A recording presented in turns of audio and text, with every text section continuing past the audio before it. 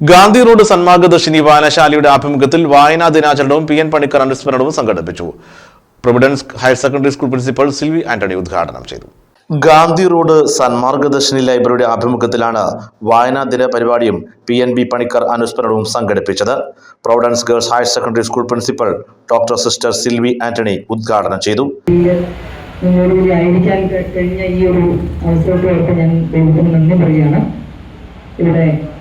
വേദിയിലും സദസ്സിലുമായിട്ടിരിക്കുന്ന എല്ലാവരോടും എൻ്റെ പ്രത്യേകമായിട്ടുള്ള സ്നേഹം പങ്കുവച്ചുകൊണ്ട് ഞാൻ തുടങ്ങട്ടെ. ഈ ഒരു ലൈബ്രറി അല്ലെങ്കിൽ ഈ ഒരു സ്ഥലം നമ്മുടെ രാഷ്ട്രപിതാവായിട്ടുള്ള മഹാത്മാഗാന്ധിയുടെ പുണ്യപാദങ്ങൾ സ്പർശിച്ചിട്ടുള്ള വളരെ പാവനമായിട്ടുള്ള ഒരിടമാണ്. ആ ഒരിടത്തിൽ ജൂൺ 19-ാം തീയതി വായനാ ദിനത്തിൽ ആയിരിക്കാൻ കഴിഞ്ഞതിൽ നമുക്കെല്ലാവർക്കും അഭിമാനിക്കാം. ഇത്രയേറെ പാരമ്പര്യമുള്ള പൈതൃകമുള്ള ഈ ഒരു ലൈബ്രറിയിൽ നമ്മളെല്ലാവരും ആയിരിക്കുമ്പോൾ അതിൻ്റെതായിട്ടുള്ള ആ ഒരു അനുഗ്രഹം നമുക്ക് തീർച്ചയായും ഉണ്ട്.